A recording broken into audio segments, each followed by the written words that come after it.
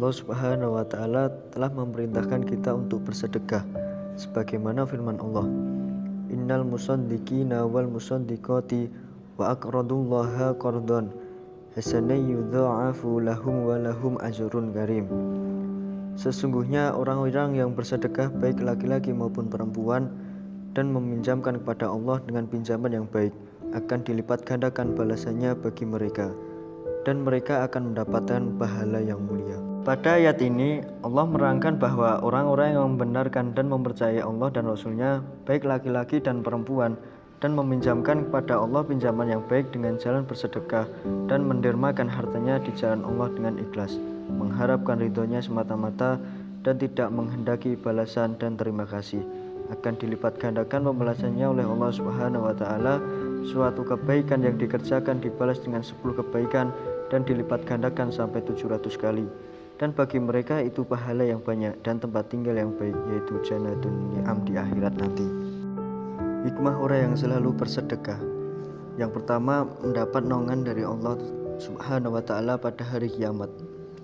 Hal yang perlu diingat adalah naungan bagi seorang mukmin pada hari kiamat menurut Islam kelak merupakan sedekah yang sudah dilakukan. Yang kedua, memadamkan kemurkaan Allah Ta'ala. Yang ketiga, kunci meraih kelezatan amal. Manusia yang mempunyai hati yang tulus dan jujur dalam beramal pasti akan mendapat balasan dari Allah berupa nikmatnya iman.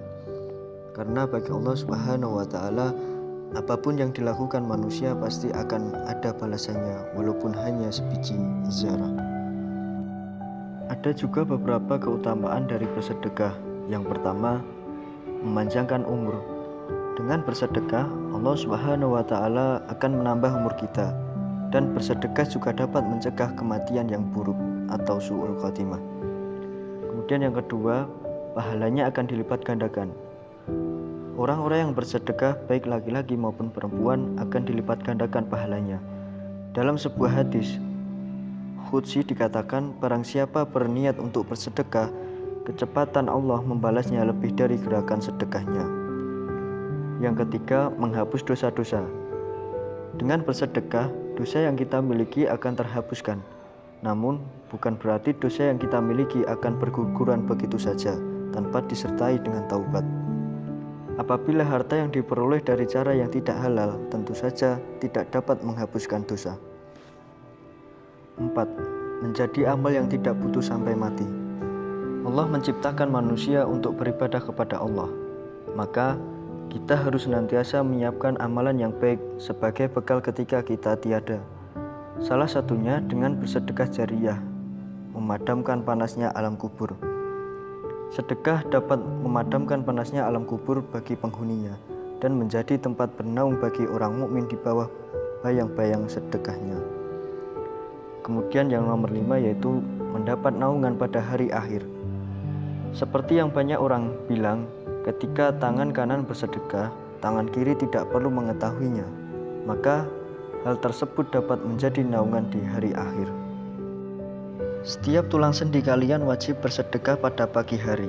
Maka setiap tasbih adalah sedekah, setiap tahmid adalah sedekah, setiap tahlil adalah sedekah, setiap takbir adalah sedekah, menyuruh berbuat baik adalah sedekah, dan melarang perbuatan mungkar juga sedekah. Namun itu semua dapat dipenuhi dengan 2 rakaat sholat duha. Hadis riwayat Muslim.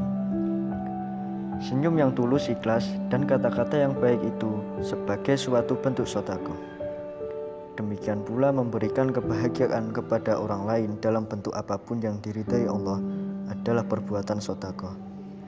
Dengan demikian, secara umum sedekah bermakna semua kebijakan atau kebaikan yang mengharap ridha Allah Subhanahu wa Ta'ala. Demikian pula di masa pandemik ini tidak menyurutkan niat kita untuk bersedekah. Kita bisa berdakwah dengan banyak cara, apalagi sekarang ini teknologi semakin canggih yang dapat mempermudah kita untuk bersedekah. Misalnya lewat open donasi di sosial media, televisi, poster-poster atau pamflet.